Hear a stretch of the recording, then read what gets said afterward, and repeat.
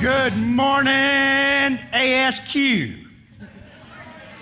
Is this not a fantastic location? I had to choose South Philly, Arizona. South Philly, no-brainer. I really want to thank Heather and Doug for the opportunity and the privilege to come speak with you this morning. I do very much enjoy working with ASQ, and we have done work with the audit division, and I'm looking forward to meeting and getting to know some of the design and construction division people. This is my first time to be with you guys. I have to tell you, last year when they said, would you be willing to be the keynote speaker for our session next year? I said, yeah, I'd be delighted. What's the theme so I can start working on something? And they said, it's quality, revolution, evolution. Oh, that's a home run. I said, with my background, I've got video clips of explosions and chaos and riots. And they said, no, we want something. I said, okay, all right. So I really put a lot of thought into this. How do you talk about a revolution and the evolution of where we're from? And I have to tell you, for me, the dream still lives. We are spending a lot of time and effort bringing new people into the fold, trying to influence our businesses and our executives on things to go do. But do not think for 1 second that the revolution in quality is done. I think some of our best times are ahead of us. I want to step back and look at what exactly is a revolutionary. I've actually worked with some revolutionaries. When you're a counter-terrorist expert, you get a chance to work with some interesting people in some interesting places. And so I wanted to step back and look at where we came from and how we got to where we are here today. So the first thing you have to know about revolutionaries, in almost every case, they are typically ordinary people. They come from ordinary backgrounds. Seldom do they step out with a purpose to become a revolutionary.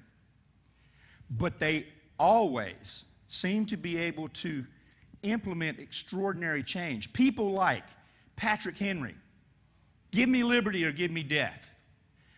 He changed the world. People like Thomas Paine, who wrote the handbook, Common Sense, which is still very uncommon today. I think a lot of people in Washington still have not read that book. I would like to go buy several of them copies of that pamphlet. People such as John Adams. If you haven't seen the documentary that I think it was HBO or somebody did on his life, extremely well done. John Adams never took no for an answer. And occasionally he wouldn't take yes for an answer. He had this passion, this concept of where he thought this should go, and he drove that relentlessly. He's an extraordinary example of what an ordinary person can do to affect extraordinary change. Thomas Jefferson, who was probably brighter than all of our presidents combined, if you read some of the things he wrote, some of his quotes, some of his insights, he was able to influence large numbers of people. And his writing on both the Constitution and some of our founding documents was nothing short of brilliant. But you know, it's not just this group of people. Martin Luther King. I don't think Martin Luther King started out as a young child saying, I want to go stir people up and drive this massive societal change. But he was incredibly effective at it. And look at what we are today as a people. Not just in the U.S., he has affected people worldwide. Our concepts of diversity and inclusion are radically different today because of the work he did, the passion he brought to that. Clara Barton. Anybody in here know who Clara Barton is? She radically changed medicine, especially for women, and for combat medicine in particular. And I know David Little and I both deeply appreciate some of the things that she did to do that, right? I mean, millions, no, maybe not millions, hundreds of thousands of soldiers around the world are alive today because of the things she put into motion for how we treat people in the field. And that work has gone well beyond the military. People such as the Red Cross, the International AIDS Society, all use those techniques to bring care and comfort to people who are hurting in the field. Mahatma Gandhi nonviolently changed an entire empire. At that time, think about this. The sun never set on the British Empire, but Mahatma Gandhi changed an entire culture that has lasting effects through today. These people all started out just like you and I, ordinary people. But they accomplished something well beyond what the average person can do. Now, these are people on the international stage. I have found that one thing that I have really struggled with and worked towards my entire life is this concept of leadership. And I have decided over the last 3 years that it's not just leadership. For me, it's quality leadership. As I look at organizations, and I've done a lot of work in leadership, you don't train SEAL teams, Delta Force, special warfare operators, you don't hang around Top Gun fighter pilots unless you're really serious about being the best of the best. You don't even get into the game unless you bring that attitude. They won't let you hang around. You certainly can't play any reindeer games with them. So my whole life has been, how do you influence high-performance, high-quality work teams? And a lot of people think, oh, well, it's the people in the C-suites. It's the CEO. It's the VPs. That's true. They have a role to play in leadership. I honestly believe, with every fiber in my being, when I look at organizations worldwide, the people who have the opportunity for the biggest impact, to make the biggest difference, to accomplish organizational change, is the quality profession. Think about this for 1 second. Who's got the responsibility for making sure that you do the right thing the right way at the right time for the right reason? Who's got that charter? I can't hear a thing out there. The lights are bright. I can't hear. Who's got that charter? You do. And what are you doing with it? Oh, don't say nothing. No. You're doing something. The question is, are you doing everything that you can? That's the question. Are you living up to your full potential? As I work with, and I'm an executive coach, I love that. I think it's one of the most exciting parts of my job. When you get to go work with the CEO of one of the top 5 banks in the world, when you're working with an aerospace, and I get the biggest pleasure out of working with mom and pop groups. Coaching people who are in startup businesses, most fun you can have on the planet. But when I look at all of that stuff that's going on, the people who have the opportunity to make the biggest difference is the quality profession. It's what you're paid to do. It's what you're trained to do. It's what you have the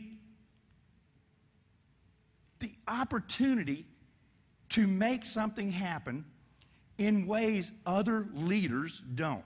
So let's look at what the quality profession has done in terms of revolutionaries. Your profession, our profession, has really contributed to this revolutionary pedigree. People such as Grace Murray Hopper. Does anybody even know who Grace Murray Hopper is? See, there's some engineers in the group. Love you guys. Have you ever heard of software bugs? Healthcare. Software bugs, right? They're getting eaten alive with buggy software for the healthcare signups.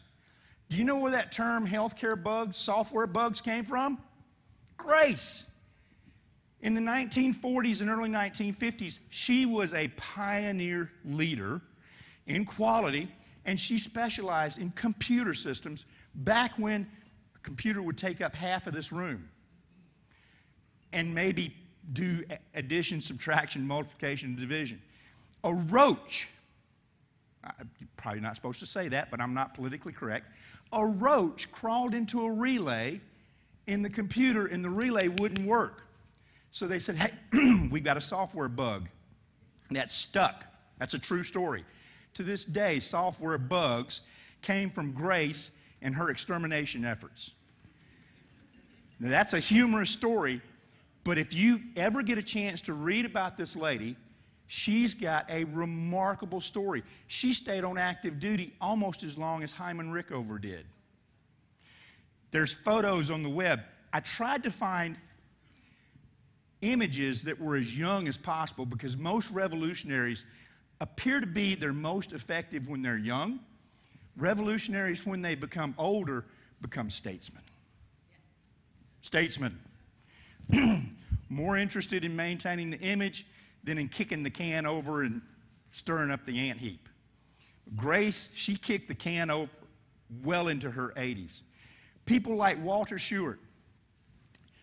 Walter did some, for you younger people in the room, of which I'm one, by the way. We're all as young as we feel, right?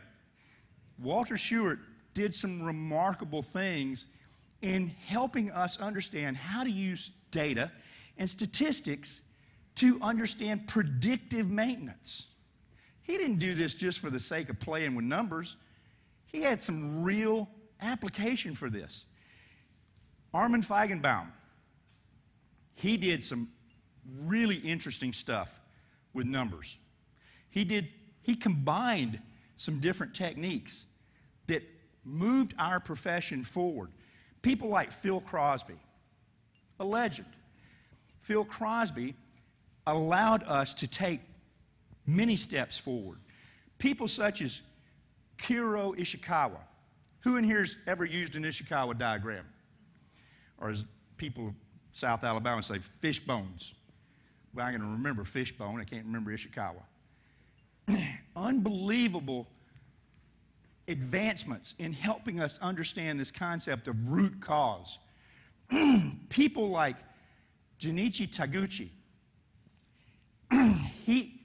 he actually did some things that I really appreciate. As an engineer, I was an engineer before I was a business person. As an engineer, I wanted to get the answer, the correct answer, as quickly as possible with the least amount of expense and the least amount of problems. So Taguchi, and also I was a radar engineer, so I worked with some really sophisticated equipment from countries that we borrowed radars and planes from. I know we're going to give them back, because if we don't, that would be stealing, and I know the government's not going to steal. But I was always looking for signal-to-noise ratio. What's the smallest signal that this radar can see, because that's what I have to defeat. Taguchi came up with the signal-to-noise ratio for data. What's the smallest data signal that has meaning? And where we usually use DOEs, designs of experiment, that cost a lot of money and take a long time to go do, but they're extremely powerful. He came up with some ways to say, we don't need all of that. Let's just do a subset of this, and we can get 80% of the data, which will give us a useful input, a useful answer, something we can go act on for business now. Think about that for a second. Most analytical people, most quality people, want the perfect answer. Can I get an amen? It's got to be accurate. Think about that for a second. I don't want the perfect answer. I want a useful answer. That was revolutionary. He got a lot of pushback from the quality community. I read about this because I'm too young to have experienced it, right? I read about that. He got a lot of pushback because, well, that's different. That's different. He kicked the can over. And today, There's even a DOE named after him. There's a Taguchi method because it works. And business people love it because it gives us the answer in less time for less expense, and it's useful. People like Joseph Juran. Is there anybody in the room who does not know who Joseph Juran is? If you're tempted to raise your hand, don't, because you have to know who Dr. Juran is. He was a revolutionary. In his younger days, do you think everyone who sat through his presentations for his ideas and his concepts received them with the adulation of when he was older and an elder statesman? Who in here thinks that everybody always agreed with Dr. Juran? He was sometimes pretty controversial, if I remember correctly. That's revolutionary. Somebody who challenges the status quo. Someone who doesn't take no for an answer. Someone who pushes the edge of the envelope. That's not just for fighter pilots. That's for us. We need to be pushing the edge of the envelope for quality every day. Every time we go to work, we have an opportunity to do something amazing. And it's just like today. Today is a spectacular day. Several people have asked me this morning, how many of you in here have asked me, how are you doing, JR? Spectacular. Who's heard me say that? Should be mostly, see, all the people sitting up front were paying attention. Spectacular. My life is not spectacular right now, but my day today is, because I choose. I choose for it to be spectacular. I choose to go do something today that's going to be better than I did yesterday. Will I always succeed? I got history and data that says no, and my wife can confirm it. But I choose to try, to always push forward. Dr. Juran did that. He was always challenging people to think.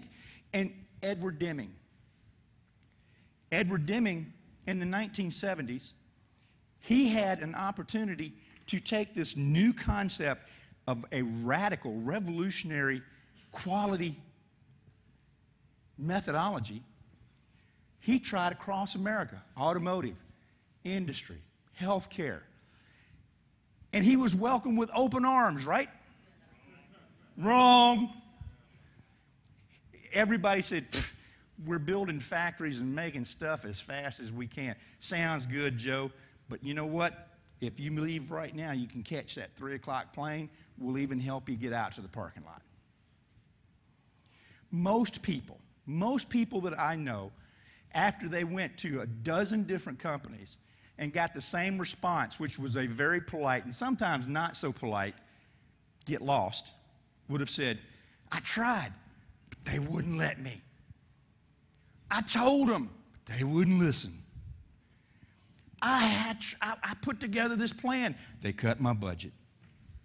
Sound familiar? I tried. They wouldn't let me. Did Deming take that approach? If I remember correctly, he got on a plane. Went to Japan. Japan didn't say, not interested. Japan, at the end of World War II, was decimated. Industries destroyed. People out of work. Their economy was in tatters. He said, I can show you a way to set your businesses up to make them efficient. And they welcomed him with open arms. He's got statues in Tokyo now to him. True story. But did he let defeat, did he let challenges slow him down? He had a revolutionary concept. Hey, you're making 10,000 toasters, 1,000 of them don't work. And you've only got customers for 3,000 toasters. Why don't you make 3,000 good toasters? Today, that sounds like common sense, right? In the 60s and 70s, they said, we'll just make another 1,000 toasters. In Japan, they said, please help us. He was a revolutionary who had passion. He had a vision. He had commitment. These, from the quality profession, ordinary individuals who achieved extraordinary results. And guess what? Both internationally and for quality, I could come up with a whole lot more pictures and examples and stories. You know what my challenge was for these first 2 or 3 slides? Figuring out which ones were the ones to put on here. The quality profession has always had radicals, has always had revolutionaries. But we've not always listened to them. And far too many of us give up. We run into that challenge, we run into that roadblock, we run into that resistance, and we say, I tried. They wouldn't let me. They cut my budget. They're reducing my head count. So, here's a dirty little secret. I've worked with every aspect of business over the last 30 years. Operations, engineering, finance, HR, you name it, I've gone in and either done a project with it or been responsible for it. Everybody's budget gets cut. They're not picking on you. It just seems like it because it's your money. It's your people. Everybody's getting... Is there any organization in this room right now, within the sound of my voice, who's got a problem of, I can't spend all my money? I don't know what to do with all my people. Is there anybody, because I want to talk to you at the break. I want to send you a proposal. No, we're all faced with that. The difference is how we respond, what we do. Now, here's something interesting. I've been studying these people. I've been studying revolutionaries for years. And I have found there's a reason they're exceptional. It has nothing to do with where they were born, how they grew up. Let's look for a moment at what made them exceptional. First, they identified an injustice or an opportunity. Mahatma Gandhi clearly identified an injustice, a social injustice. So what did he do? Well, this is wrong. They shouldn't do that.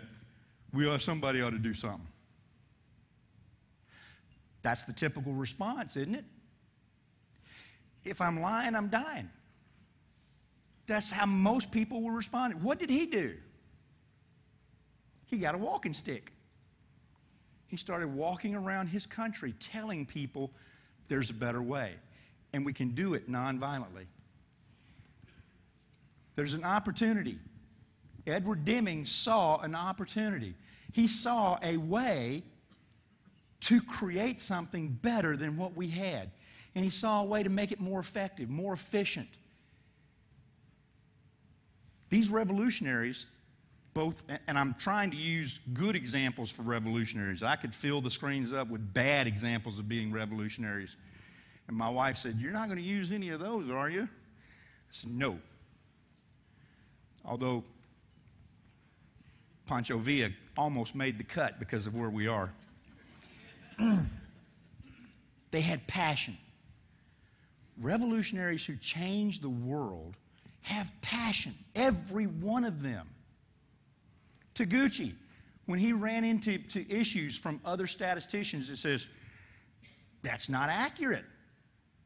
Do you think he ran into that? Yeah, read his book sometimes. Sometimes it stung, but he kept going. Deming, when he got rejected after rejection, after rejection, after rejection, after rejection, after rejection, he had incredible perseverance. He kept going. They identified something that needed to be done, either a negative or a positive. You can affect change for the world as long as you see there's a need and you've got passion about that need. They also had a vision. Every single one of these people that I've talked to you about this morning so far, they had a vision.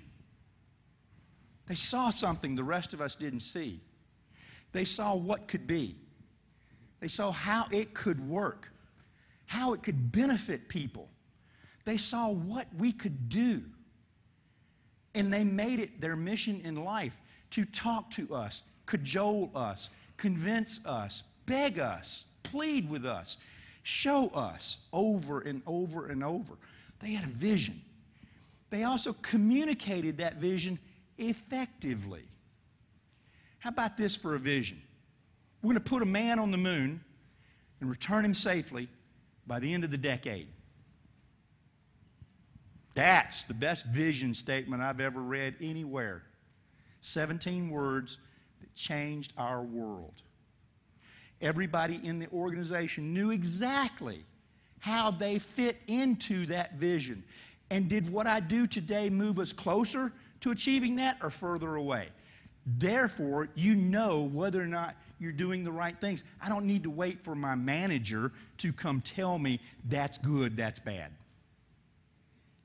A good vision shows you where you need to go. And it needs to be communicated effectively. Here's something else. A great vision, is it always supported? Is it always believed? We're going to put a man on the moon, return him safely by the end of the decade. What most people don't know, we all focus on the fact that they did it. They did it. July 1969. I sat in my grandmother's living room and watched as the first man put his foot on the moon. And I was a space aficionado. I knew every one of the 7 astronauts. I knew what color their Corvettes were. That was, but here's what most people don't know about that story. Only about 10 to 15% of the engineers and the scientists in America and internationally bought into that, started working on that. 80 to 85% of the engineers and the scientists started writing letters and papers to be presented on how it couldn't be done. How you were wasting time, you're wasting money, you're setting people up to fail. They were telling us how you couldn't do it, while there was a very small group of people who were getting it done. And which side of that equation you want to be on? Now here's an interesting thing. When I ask that question all over the world, everybody looks at me and says, I want to be in the 15%. But where do we act? Where do we act? We act in that side where, we don't have the budget to do that. We don't have the technology to do that. The leadership, they're not going to support us.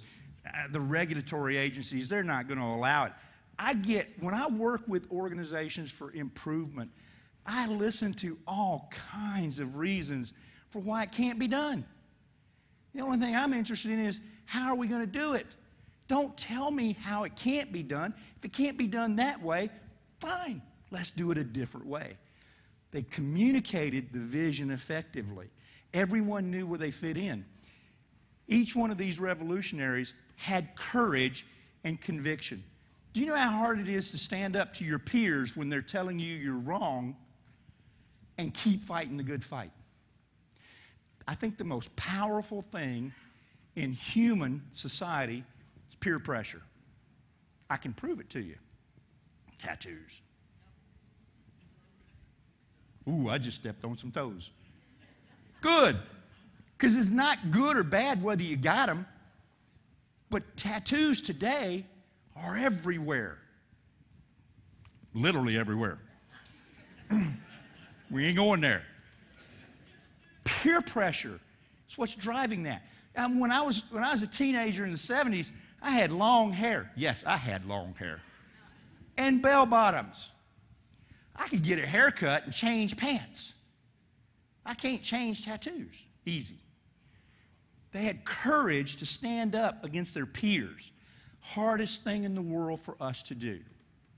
When people you respect, people you care about their opinion, people that you want to accept you for who you are, tell you they think you're wrong, do you know how hard it is to keep going? That's one of the most difficult challenges we face. But they had courage to stand up to the people who were telling them how it couldn't be done, and they had the conviction to know in their hearts, what I'm doing is the right thing for the right reason, and I must persevere. Persevere. We'll cut that in editing. They had persistence and fortitude. Almost every person that I showed you could qualify as the Energizer Bunny. Where do these guys and ladies get that kind of energy? Do you know how much work it is to be a revolutionary? Do you know how much energy it takes? They have to be willing to wake up every morning and fight in a good way. But they have to fight to influence. They have to fight to change minds. They have to fight to win hearts. They have to fight to win acolytes and followers, people who believe. That takes energy. Are you willing to put forth that amount of energy for your ideas and for the things that you, as a quality professional, should be doing to lead this in your organization? Do you? That's a huge commitment. And it requires you to be willing to stand up under some pretty painful conversations on occasion. Sometimes I'm sitting at the table at dinner with friends and family, and some of you here are family, truly your family. The support you've given us lately, even my own family hasn't been that good. But when I say things, sometimes I say things to see what kind of reaction I'm going to get, to see what the arguments are. I love to debate. I don't have to be right. I just have to learn. And if I can learn from the debate, how is that a bad thing? But it's sometimes difficult when people say, well, he doesn't know what he's talking about. Not now, but I will. Because I'm going to learn. That takes persistence, courage, conviction, fortitude. You have to be willing to stand out there. Fighter pilots. When we train fighter pilots, and I did spend 5 years program manager of Top Gun, I thought that was the best 5 years of my life. This is the best time of my life. If this job didn't exist, I would have to create it. I'm serious as a heart attack. With fighter pilots, you have to tell them, if you're not on the hairy edge of being out of control, if you don't lose control of the aircraft on occasion and go into a spin, go into some type of maneuver you have to recover from, if you don't get shot down electronically in training on occasion, you're not flying to your full potential. As a quality professional, you need to take calculated risks. You need to be on the hairy edge occasionally, trying something new that hasn't been done just to see if it'll work. Sandy and I did something about 5 years ago. We started doing gauge R&Rs on human resources. Performance appraisals. Anybody here love performance appraisals? We had a client that says, hey man, we've got a 37% will not sign rate on our performance appraisals. We have got a 87, 89% can't stand rating. We need help on our performance appraisals. So we came in and we did a gauge R&R. At that time, we can't find anybody who'd done a gauge R&R on performance appraisal. You know what we found? Incredible stuff. Come talk to me, I'll tell you all about it.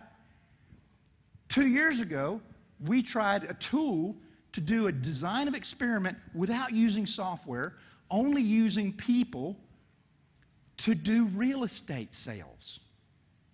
It worked. It worked. We presented at the Rocky Mountain ASQ conference last year. Did we know it would work when we started? No. In fact, we had some really good statistician friends of ours who said, you're crazy. It worked. It could have failed. So what? We're working on a couple of things now to do some different things with some traditional tools. You got to be on the hairy edge of out of control to be a revolutionary, to push the edge of the envelope, to build new things that don't exist now. Unless you're comfortable with doing exactly what you're doing, the same way you're doing it from now on, you got to take a chance. And there will always be people who are completely happy with the status quo. They're comfortable with the status quo. God bless you. I love you, because I'm going to let you go do some of my statistics analysis. I'm going to go do some of the fun stuff. Revolutionaries are almost always out there on the hairy edge, and some of the things that they try don't work, and that's good. They also were able to demonstrate significant motivational, inspirational leadership. Do you know how hard it is to take people, and ASQ is predominantly dominated by analytical personalities. I love you guys, because I'm not. We need you to make sure we're accurate. But do you know how hard it is to convince someone who wants to be absolutely accurate, 100% precise, it has to be perfect, to go help you do something that could fail? That's hard. I've learned that I have to be careful and I have to plan when I go talk to my stats friends, and I teach statistics at Drexel, so I understand stats. Don't think that I'm a neophyte here. But a good leader always knows what he doesn't know, and I try to surround myself with people who are smarter than me on some areas. So on some of these new things that we're trying, I go get the very best people. Do you know how hard it is to convince them, I want you to come do this because it may screw up? Try to convince somebody who's got to be precise that we're going to do something we've never done before, don't know if it's going to work. They're not real eager to sign on to that mission. So I have to be motivational, inspirational. I have to show them what we could accomplish if we figure out how to make it work. You look at all of these revolutionaries. In fact, the one word that comes up most often with every one of these people is charismatic. And I'm not talking about raising the hands.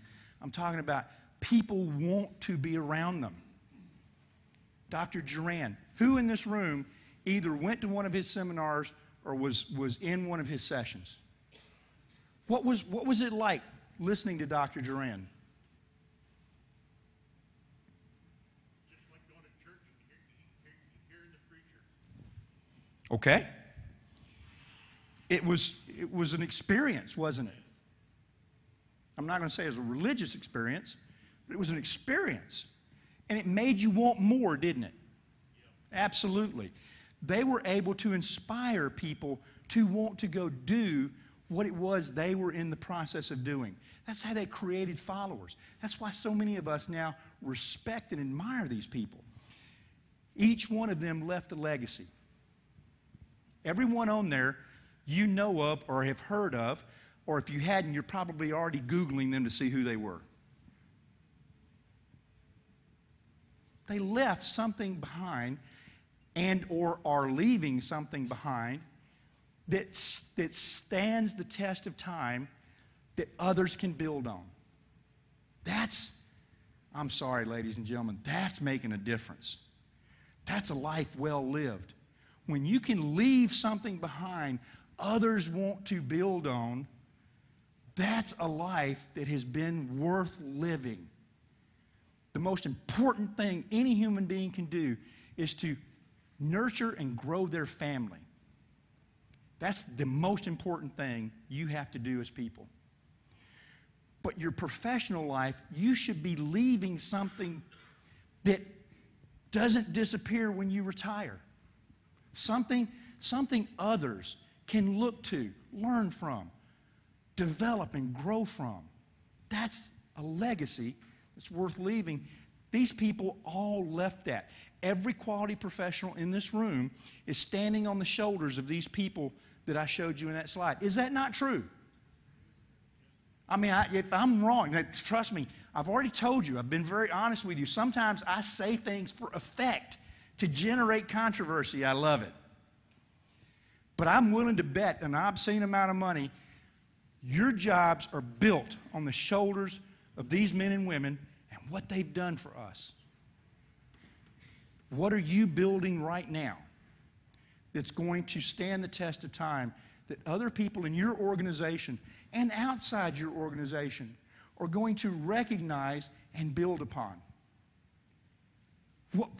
What activities are you engaged in to do that? Because it doesn't happen by itself.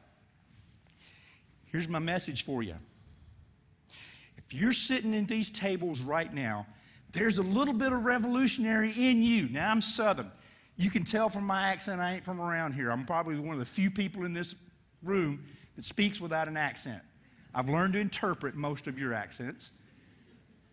I'm a rebel. Born and raised a rebel. I've been fighting stuff since I was a small kid. Now I get paid to fight stuff. How cool is that? But if you're honest with yourself, there's a little bit of revolutionary in every one of you, just begging to get out. Just waiting for that challenge to go do something. And you've let the system, you've let the organization, you've let other people beat you down. The peer pressure, the challenge, the resistance has convinced you or trained you to accept the status quo.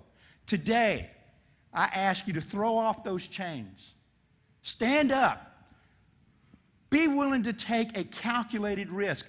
Go do something that you hadn't tried before and learn from the experience, because it's not a failure until you quit trying. It's not a failure until you quit. Edison, light bulbs. Remember the story? I went back and fact-checked. It was over 13,000 experiments before he got the first tungsten carbon filament to work. When he was interviewed by a lady from a newspaper, she said, "Mr. Edison, how could you persevere in the face of 13,000 failures?" He said, "There's your first mistake. I didn't fail 13,000 times. I found out and learned 13,000 different ways that didn't work, and I don't have to do those again." There's a story. Many years ago, a shoe manufacturer sent a salesperson to Africa to open up new markets. After 3 months, they got a telegram from him. He says, "I'm taking the next ship home. I'm starving to death. No one here wears shoes." A different company sent a different salesman to the same area of Africa. And after about 2 months, they got a telegram. And the telegram said, "Start all of our factories on 3 shifts a day, 7 days a week. Lease every ship you can lease. I need as many shoes as you can deliver. Nobody here wears shoes."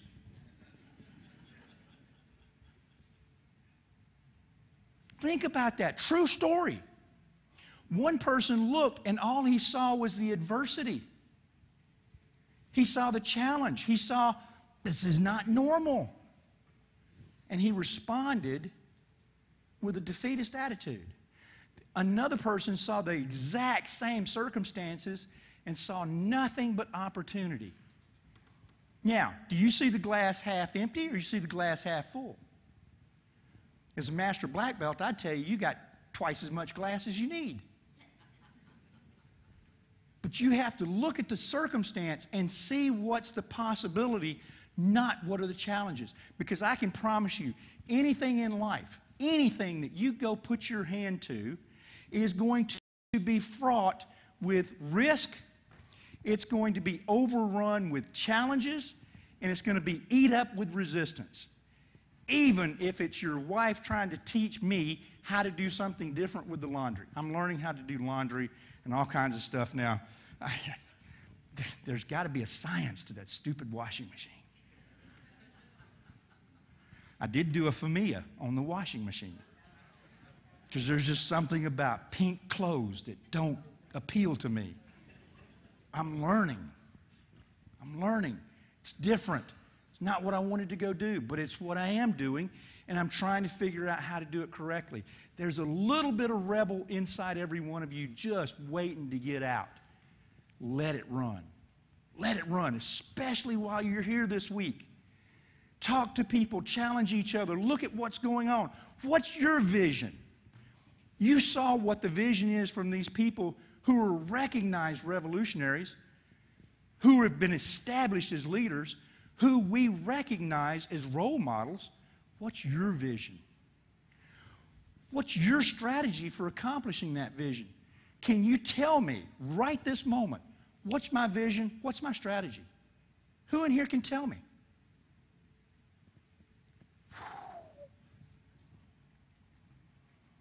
You guys are quality professionals. We are quality professionals.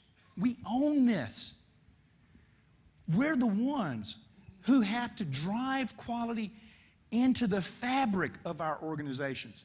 We learned, I'm hoping that we learned, you cannot inspect quality into something. It's way too late. Now you're just polishing the plastic and prettying up the paint on a dud defect. Quality has to be in every single thing. And you own it. I own it. If I'm not driving that, if I'm not working every day to change the culture of myself, my team, my leadership, my company, then why are we getting paid? In order to do that, you've got to know what your vision is. You've got to know what your strategy is. You've got to know how are you going to accomplish that. What's your plan? What's your action items? What's your timeline? How are you going to get there? Or do you go to work every day and just try to get through as many audits, as many inspections as you can, and keep your paperwork up to date? I'm out of here. There's nothing wrong with that. But I do not consider that a quality professional. That's a quality employee. If you're here today, your company invested, or if you're here on your own nickel, you invested in yourself to come learn how to be a quality professional, not a quality employee. What are you going to do with that? Where are you going to drive it? How are you going to get there? What new ideas, what new frontiers, what new creations are you developing? What are you bringing to the party that you can leave behind from now on? You need to know that. Those ideas, those things don't happen. These revolutionaries, these people didn't just wake up one morning and say, I'm at the top and wait for my followers to catch up. In fact, Gandhi, I cannot source this. I found some sources that said it's a true statement. I found some that said it was not, so I'm putting it out there as an anecdote. But Gandhi was in an interview one time. Somebody was talking to him. And at the end of the interview, he says, those are my followers. I must run to catch up with them, for I am their leader. He knew you can't lead from behind. There is no such thing as leading from behind.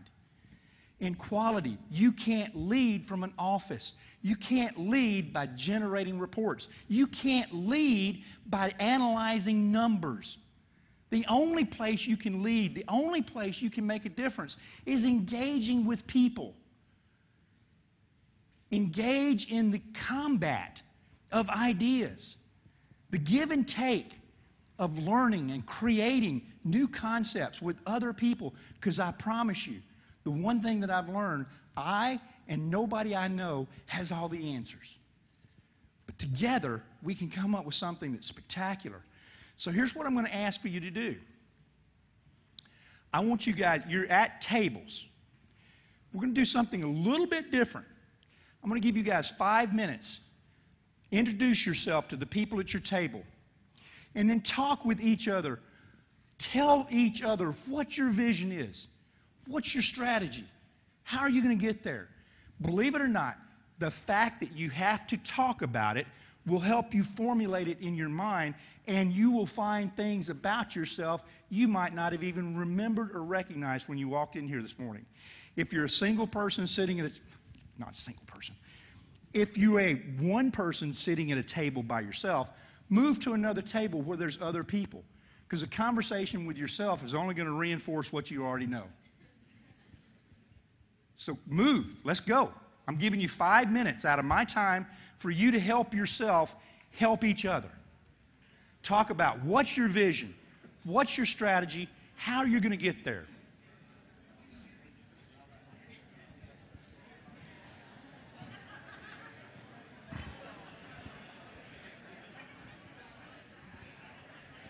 Thank you. I was just sitting here dying for a drink. Thank you, sir.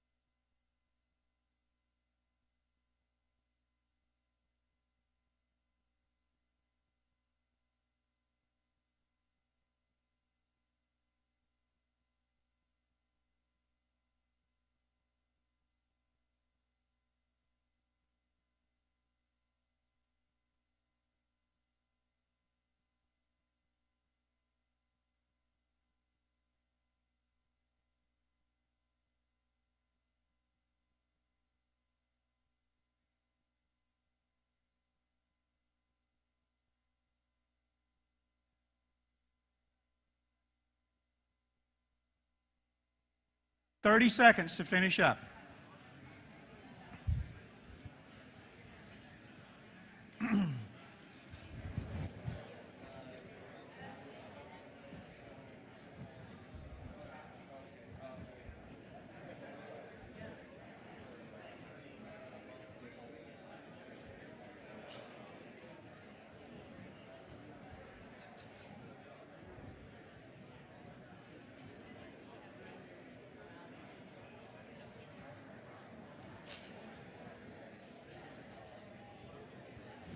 All right. I have a question for the entire audience. Who in here just heard something or learned something interesting? Raise your hand. Who heard something or learned something you want to take back with you to start implementing your own stuff? We all have things to share with each other. Do you have any comprehension what the body of knowledge is sitting in this room? We have people who've probably only been in quality for 1 or 2 years. We've got people who've been in quality in this room for 50 years.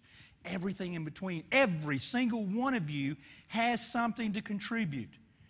I hope that you didn't come to this conference just to sit in the back and watch presentations. I hope you came to not just learn the technical stuff, but to interact with people, to meet new people, to begin to develop new contacts, new resources. That's where we become really powerful. It's people. My passion has become quality leadership, and that is all about people. Now, I'm going to leave you with a couple of things to think about. As I work with a lot of groups, and as I'm training master black belts, and as I'm coaching business executives, here's one of the things that I tell them. A person with passion is never deterred by challenges. They find some type of ability deep within themselves to overcome the obstacles and the resistance. They transform adversity into advantage. They change doubt into determination. And they change rationalization into results. Real quality leaders are not about talking about how it can't be done and how they won't let me.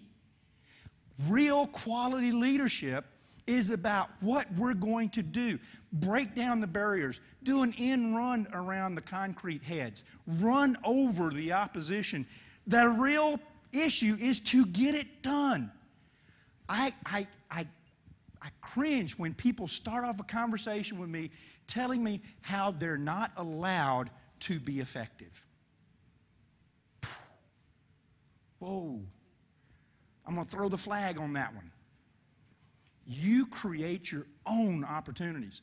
So remember this. If you want to get it done, you'll find a way. If you don't want to get it done, you'll find an excuse.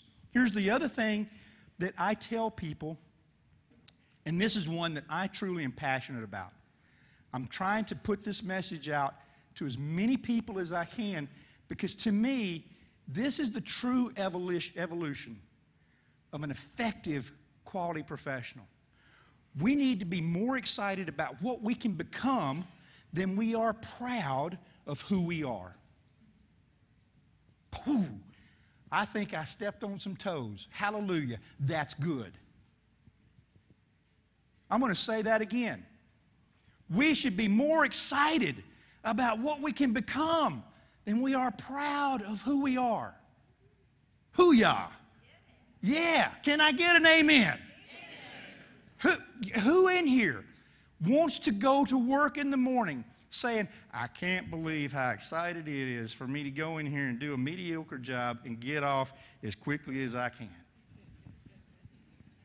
Most of us are hardwired as human beings to be part of the #1 team, the winning team.